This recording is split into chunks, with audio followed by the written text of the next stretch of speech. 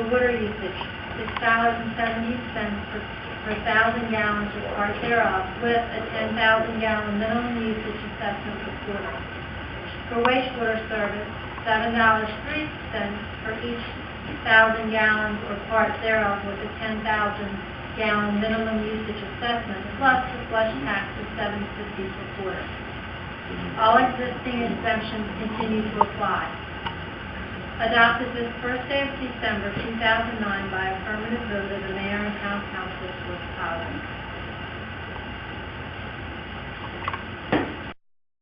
This on the street, and I read about it in the papers a little bit. I don't understand why you want to take an action that will put the residents of this community in a very difficult situation. And by that, let me give you a few examples. If I'm unhappy with my television service, I can get another supplier. If I'm happy with my phone service, I can get another supplier. Same thing applies to the heater. It takes care of my house. And so it is with the town. If you're not happy with the garbage service, you put out bids.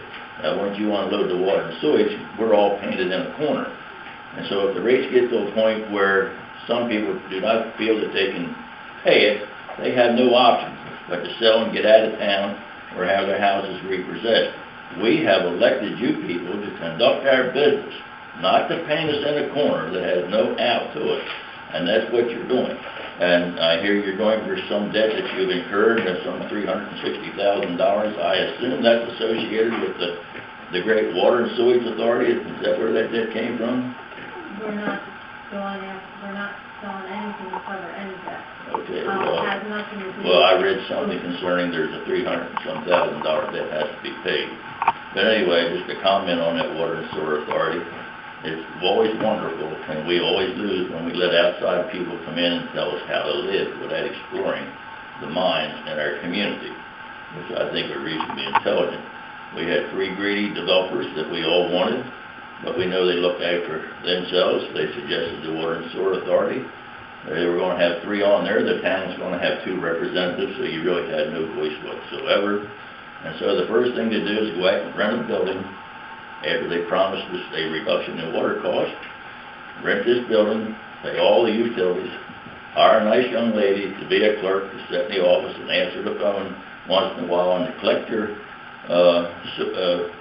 water bill once every 90 days, and always driving around in a new car. I don't know who supplied it, but it didn't take as long to find out you couldn't afford it because you brought it back to town hall. And that had to be a major mistake for which no one apologized for.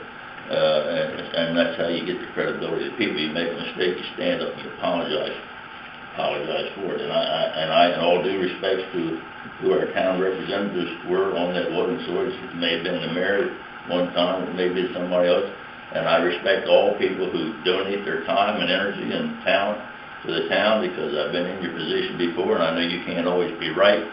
But I'm a person that stresses communication, and I think all of you have been short on communication, and I don't think our town representatives strong enough and took a strong stand with those greedy developers, where you would not have had some of the problems we presently face. I think the sellout is a shameful position to take, because if you cannot handle the water and sewage for a town of 700 people, how in the world are you going to administrate the affairs of Bainbridge should it ever be fully developed? I mean, you're saying that we can't handle water and sewage, but we'll take on the big city up on the hill. That's going to make it more difficult for people to come in, because when people come into your community, they want to have some idea of what the cost is. And you're going to tell them now, well, you've got to make it, you better check out your water bill before you come. You better check this out and check that out. How are you going to take care of plowing snow up there and fixing water pipes when you're not even fixing your own water and sewer pipes down here? I don't know. What kind of team are you going to have to take on this big job when you're publicly admitting that you can't take care of these other things?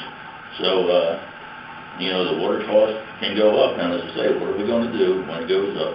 And little old ladies living on Social Security cannot afford to pay the big raises, because there's going to be no sympathy, no compassion on the part of the people you sell to. They'll take it over simply for profit. And I didn't come here to be mean and hateful to any of you, and I'm concerned about the sewer system, and this is where I want to pay the mayor a compliment. Not everybody in this community is aware of what goes on in this community when you have a heavy rain and you're without electricity for 2 or 3 hours. Not too many of you get burnt by that. I happen to be one. And depending on what time of the day it is and how many people are home, within 2 hours, or 3 maximum, there's 3 or 4 basements flooded with raw sewage. I made that to the mayor's attention some 3 or 4 months ago when we had a little flooding episode down at the garage. And she says, I'll look into it. The next heavy rain would come. Exactly 2 hours, I seen the big tractor trailer with a tank back down the alley, unload the system. They took it and ordered it. They come back and they filled up it again, and as he was getting ready to pull out, the electric came back on. That's community service. That's what we put you in here for, to look out for us. Who's going to look out for us when you sell it to somebody else?